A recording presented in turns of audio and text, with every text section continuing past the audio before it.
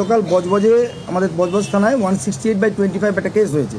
কেসের বেসিসটা সেটা হচ্ছে প্রায় 9:45 নাগাদ, সন্ধ্যেবেলা 9:45 নাগাদ সোর্স ইনফরমেশন পেয়ে আমাদের বজবজ থানা কালকে প্রচুর পরিমাণে বোমের মশলা উদ্ধার করে, এবং যে বোমের মশলা উদ্ধার করে তার সঙ্গে সঙ্গে যে 3টে বাইকে করে নিয়ে যাওয়া হচ্ছিল, সেই 3টে বাইকও আমাদের সিজ হয়। প্রচুর পরিমাণে সোডিয়াম পাউডার, 10 কেজির উপরে অ্যালুমিনিয়াম পাউডার, ফসফরাস ডাস্ট এবং রেড সালফার এবং আয়রন ডাস্ট, এগুলো আমরা উদ্ধার করি, যেগুলো কিনা বোমা তৈরির কাজে লাগে।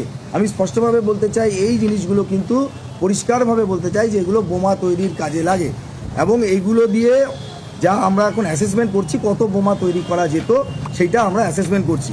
এই সময় আমরা 5 জনকে ইন্টারসেপ্ট করে ধরতে সক্ষম হই। তাদের নামগুলো আমরা আপনাদের বলে দিচ্ছি। এদের মধ্যে নবীন চন্দ্র রায় বলে একজন ভদ্রলোক আছেন।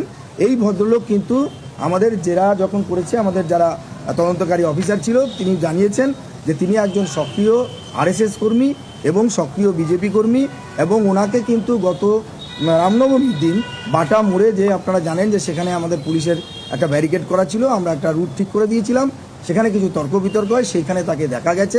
তার ভিডিও ফুটেজ আমাদের কাছে রয়েছে এবং তিনি পুলিশের ব্যারিকেড ছুঁড়ে ফেলছেন, এটা আমাদের দেখা গেছে।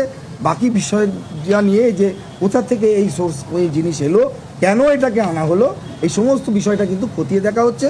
আর কালকের ঘটনায় অলরেডি আমরা 3টে এফআইআর করেছি, 3খানা এফআইআর করেছি। আমরা এক্সপেক্ট করছি যে আরও যারা ক্ষতিগ্রস্ত হয়েছেন তারা নিশ্চয়ই এগিয়ে আসবেন, তারা এসে আমাদের কাছে এফআইআর করবেন, এবং তাদের কাছ থেকে আমরা কমপ্লেনও কিছু পেয়েছি। আরও এফআইআরের সংখ্যা বাড়বে আমরা ধরে নিচ্ছি, এবং আমাদের তদন্ত এবং তার সাথে সাথে গ্রেপ্তার কিন্তু চলছে।